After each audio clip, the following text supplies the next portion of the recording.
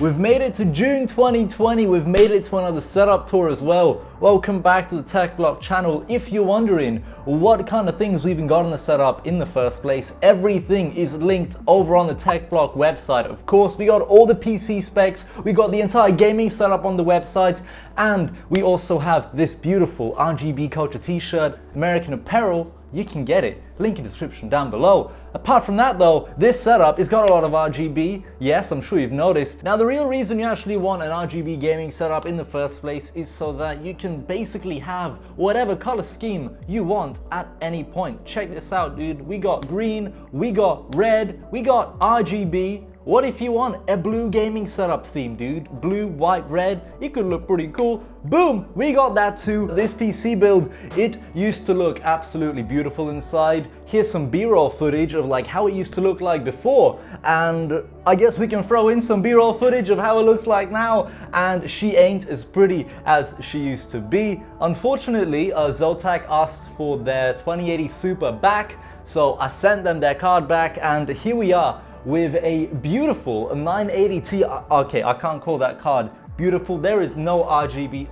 That card shouldn't be in there in the first place, but basically we downgraded and it's all good, just the PC don't look as pretty anymore. It still performs good is what I'm trying to say. But with this desk, that's what we were talking about originally. This desk is too small. After we added the third monitor, it basically covered up the internals of the PC, and you know, we in a bit of a situation here. But I got some good news though. I got some real good news, and it's gonna blow a lot of your minds. You ready? Are you ready? I'm ditching the IKEA LINNMON desk. All right, we're getting rid of the LINNMON. I bet the comment section right now is just cheering me on like, oh dude, finally getting rid of your potato IKEA LINNMON desk. It really hasn't been that bad. My experience with this desk, it's been pretty good, man. For how cheap this thing is and how, I guess, poorly built it is, it's alright, man. It's been pretty good, but I think we can all agree that I need a bigger desk. Like, I ain't got a choice here, so we getting a bigger desk, don't you worry. However, this new desk that I'm getting, it is a corner desk, and it's a little bit bigger than this one. This one, if you're wondering what the dimensions are, it's 200 centimeters by 60 centimeters, and I think the desk height is around like 73, 74. I'll put the numbers up on the screen so you can see them. However, this new desk, is gonna be a little bit bigger than this. I'm gonna put up a diagram right here, how much bigger this desk is, I guess, but this diagram, wow, it's just, this a big desk, and it's gonna be an L-shaped desk, much more higher quality than this desk right here. Wow, I'm just really excited, dude. Chances are we have to move the entire setup from that wall where it is right now to this wall, and then we just build a whole new thing. It's a whole new project, whole new setup, dude. So it's gonna be exciting. It's gonna be super exciting. Can't wait. Hopefully gonna happen next month.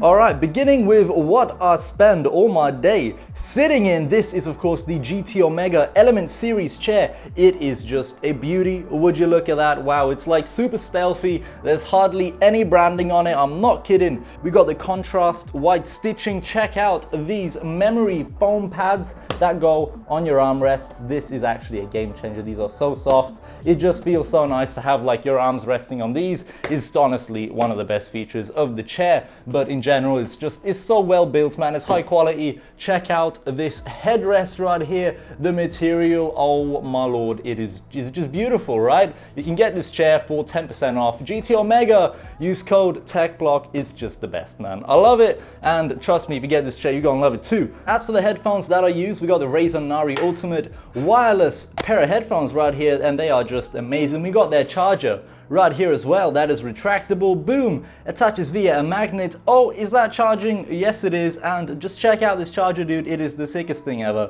We can pull on it, boom, it's gone. If you're anything like me and you like listening to a lot of music, these headphones are pretty damn good. They're super unique, mainly because of the Razer HyperSense technology that's in here. It's basically got like motors in here that move around, and it's crazy. You gotta try it one day. If any of your friends have a Razer Nari Ultimate headset, go over to their house, be like, yo fam, TechBlock told me to try out your headset. Apparently it's like real good. You're gonna put on some music with the Razer HyperSense technology and everything, and it's just gonna be like, wow, I see what you mean, man. I've been missing out.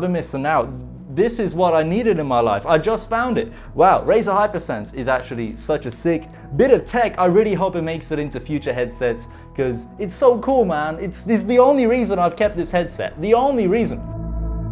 Right, let's talk about monitors. So the one in the middle here, my main display of choice, this is of course the Razer Raptor 27-inch. We got the Razer Cassio ring light webcam up there as well, so we can turn the ring light off super easy. Hell, we can hide the whole webcam away just like that, and we can just pop it back up. We can turn it on. It's just a very, very nice webcam. Would highly recommend it. I've ended up putting this Lemetric time clock on my Razer monitor stand, but it's like within it. It looks like it's a part of the monitor almost. I don't even know, but this clock is luckily powered via micro USB, and I've just plugged it into the monitor via one of the monitor's USB ports, as luckily the Raptor does have USB power ports that can just power devices. It's just amazing. So I've ended up powering that via the monitor. There's no cables, running about or anything. Super clean look, and this clock just looks so nice when paired with the Razer Raptor monitor. If any of you ever end up buying this Razer Raptor monitor for yourself, consider maybe getting this clock as well, because it honestly just like ties the whole thing together. Hell, get yourself a Razer Cassio too and just complete the whole look. Wow. So luckily everything is very similar between all three panels, apart from this being an IPS, the Razer Raptor, and the two MSI monitors are VA panels. Luckily all three of them are 27-inch 2560 by 1440p monitors, and all three of these displays run at least at 144 Hz. The next thing for me to really do when it comes to these monitors is of course wall mount them, just to get rid of them stands and achieve just a beautiful, very clean look. Anyway, moving on, now we've covered all the monitors and everything, let's talk about the keyboard, man. So this is the Razer Huntsman Tournament Edition keyboard, but it is with the Razer red switches, not the Razer optical purple switches that I used to use in my Razer Huntsman Elite keyboard. I've now switched over to the 10 keyless layout, and to be honest, I haven't really looked back since. I've ended up adding a volume wheel just above these volume buttons that I've also added. I've ended up replacing, in fact, every single keycap apart from this one, which is like the Razer logo keycap. It looks pretty cool. But I ended up buying these double shot shine through PBT keycaps to replace the ones that came with the keyboard originally, just to have a little bit more RGB, and I think we've definitely achieved that. The RGB on this keyboard is just beautiful, and because my previous keyboard was a Razer Huntsman Elite that had a built-in volume wheel into the keyboard and everything, like just above the numpad or whatever, this one unfortunately didn't have a dedicated volume wheel, so I ended up buying one on Amazon. It's just a normal one that's USB powered, and of course I've drilled a hole beneath this keyboard to route all these cables through, and then everything just plugs into the PC over there. Over here we have the V2 Razer Firefly mouse mat, fully RGB of course, and when it comes to mice, I'm rocking a dual mouse setup, which is probably a bit unusual, but hear me out. Both of these mice use the exact same charging dock, so basically this is my primary mouse of choice, the Razer Viper Ultimate. This is what I use on a daily basis, as long as I can. If this mouse is charged, this is the one I'm using. However, if this mouse runs out of battery, which both of these mice are battery powered, all I'll do is I'm gonna just grab this one, I'm gonna put this one on charge, just like that, and you're gonna see straight away it should hopefully just begin charging. But there we go. So the mouse is like on 50% battery or something because it's orange at the minute. Every now and again I do end up using the Basilisk as like my primary mouse, but it really depends on what I'm doing on this PC. If I'm trying to like edit some videos or something, maybe I'll use the Basilisk. But if I'm playing games like Counter-Strike, I'm gonna obviously switch to the Viper Ultimate. It's just a very lightweight gaming mouse that of course would just be perfect for Counter-Strike. Jeez, I'm losing my voice there. Anyway, we got the Elgato Stream Deck here as well. A very useful macro pad. I've even got my Colo light controls. Speaking of Colo light, these are the lights that are on my wall. They're called Colo light. Link down below in the description. If you want to go buy some, you can use code TB10 to get yourself 10% off your order when buying these beautiful lights. They're fully RGB. They can be controlled via Amazon Echo, Google Home. There's an app on your phone as well, and they have Elgato Stream Deck support, so we can of course adjust a bunch of stuff here. As for the other things in the setup, for the microphone we have the Razer Siren X with the Rode PSA 1 microphone arm. We've got these lovely Rode Velcro cable ties here as well. They look so nice. I've of course tried to keep everything as cable managed as humanly possible, so this entire gaming setup, even if we get all the way down here, you can't really see any cables, and I can give you a little bit of a sneak peek on what is going on down here, but it is kind of a little bit of a mess, especially in this area. Oh my lord, there's so much going on. But the entire setup is basically just powered right here. I've stuck the power strips beneath the desk. I've used a bunch of plastic J channels, link in description of course to where you can buy these. They're very good for cable management, makes your life as easy as possible when it comes to hiding cables basically. That is pretty much most things covered right here, apart from this device right here. So we got the Razer Chroma mug holder right here. We got the original Razer Chroma mug here as well, and whenever you put this on top of this Chroma mug holder just goes absolutely crazy with RGB lighting. It just starts doing its wave effect. It's pretty cool. This isn't entirely useless, by the way. This does actually have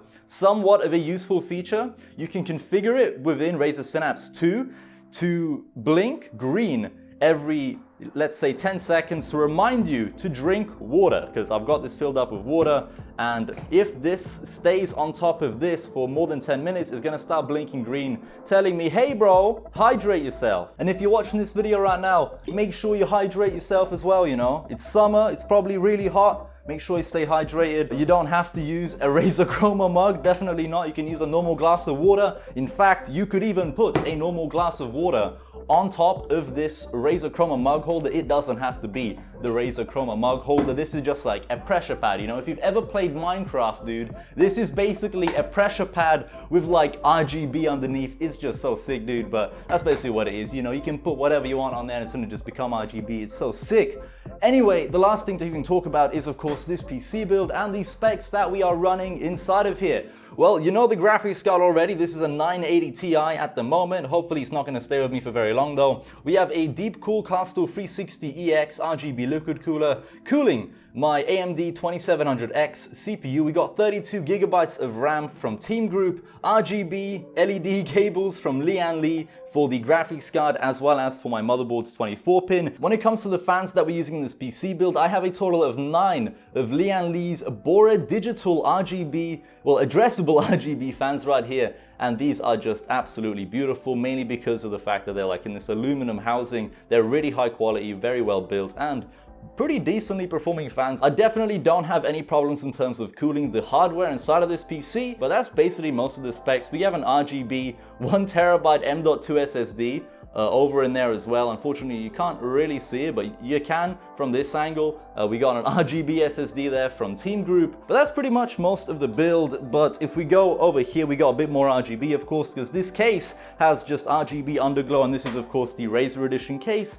Razer Chroma, everything is just crazy, man. And right here, we even have an RGB power supply from the guys over at Thermaltake. They sent this over a while ago. Big shout out to Thermaltake. I've been using it ever since. Gotta love an RGB power supply, right? Fits in perfectly into this build. But that's the setup, man. That's everything covered, I believe. Anyway, that is it for the setup tour for June 2020. Thank you all so much for watching. Thank you all so much for supporting the channel. As always, everything in the gaming setup will be linked down below in the description over on the TechBlock website. Go check it out in case you want to go pick up anything in this setup over on Amazon. Of course, every single link on my website that says on Amazon is a global link. So let's say you're in Germany and you press on the link, it's going to take you to the German Amazon store. And if you're in France or you're in the US, it's going to take you to the correct Amazon store no matter what. Unless you're using a VPN or something, then it's going to take you to wherever you've placed yourself in the world using your VPN.